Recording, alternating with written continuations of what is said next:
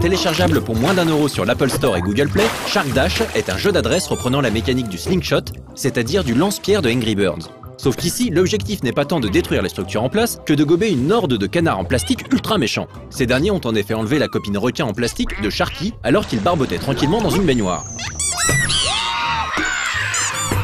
Il faudra donc investir tout un tas de baignoires, 96 pour être précis, pour tenter de gober canards en caoutchouc et piécettes en usant des différents éléments du décor, comme des bouées accélératrices, des tuyaux en plastique et autres éponges, voire les parois même de la baignoire contre lesquelles on peut rebondir.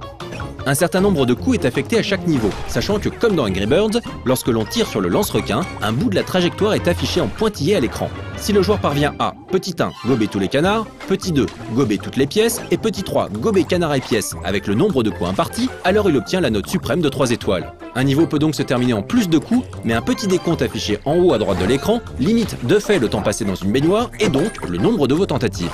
Une fois le temps écoulé, la baignoire se vide, laissant votre petit requin en plastique bien malheureux. Shark Dash n'apporte pas grand chose en termes de gameplay à la légion de clones d'Angry Birds, si ce n'est la gestion physique de l'eau plutôt réussie. En revanche, il se distingue clairement par son attachante direction artistique et les animations ultra kawaii de ces petits animaux en plastique. A l'aide des pièces ramassées, on pourra ainsi changer l'apparence de ces requins en plastique, Sharky n'étant pas seul, mais accompagné d'autres requins comme Sowie, Amy et Scubby, chacun possédant des caractéristiques uniques, tout comme les oiseaux de Angry Birds. Du coup, il est bien difficile de résister au plaisir d'avancer dans le jeu pour découvrir les différents challenges ainsi que les 4 environnements proposés, comme le Japon ou la Rome antique. Très attachant, Shark Dash devrait accueillir prochainement des updates comprenant des niveaux supplémentaires. Machinarium est désormais disponible sur Google Play pour environ 3 €. Le magnifique jeu d'aventure point and click du studio tchèque Amanita Design, qui vient tout juste de sortir Botanicula sur PC, a été porté sur Android par Hot Head Games. Pour en savoir plus sur le scénario de Machinarium, on vous invite à aller voir sa critique sur No Life Online, réalisée à l'occasion de sa sortie PC. Précisons que cette version Android a été tout spécialement créée pour les tablettes et smartphones haute définition, proposant des résolutions de 1024 par 600, 1280 par 800 ou supérieures. Le jeu se destine donc avant tout aux tablettes, même s'il peut également tourner sur des smartphones à écran large. Mais sur ces derniers, les zones interactives s'avèrent vraiment petites, ce qui peut poser problème lors de la résolution de certains puzzles. Un problème identifié par les développeurs, qui promettent de le corriger via de futurs updates.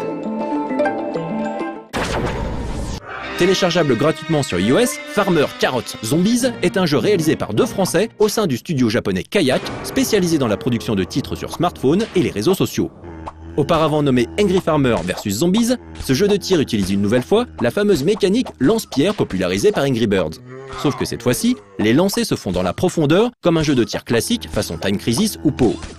Totalement délirant, ce jeu de tir met en scène un fermier ressemblant à Mario, dont on tendra le bras afin de balancer des carottes dans la profondeur, une cible apparaissant à l'écran. Un bras élastique donc, qui balance des carottes à toute vitesse pour éliminer des hordes de zombies, débarquant toujours plus nombreux du fond de l'écran. Plus vous les shootez de loin, plus ils rapportent de points. Orienté scoring, ce jeu gratuit propose 2 modes de jeu, débutant et avancé, ce dernier mettant en scène des infectés plus rapides, débarquant en balançant le fameux cri de Wilhelm. Destiné d'abord à l'iPhone et l'iPod Touch, Farmer Carrot Zombies peut également être joué sur iPad dans une petite fenêtre ou plein écran, moyennant une résolution grossièrement doublée. Ce sympathique défouloir fonctionne plutôt bien, grâce à ses graphismes crayonnés atypiques sur smartphone et le côté frénétique de son gameplay.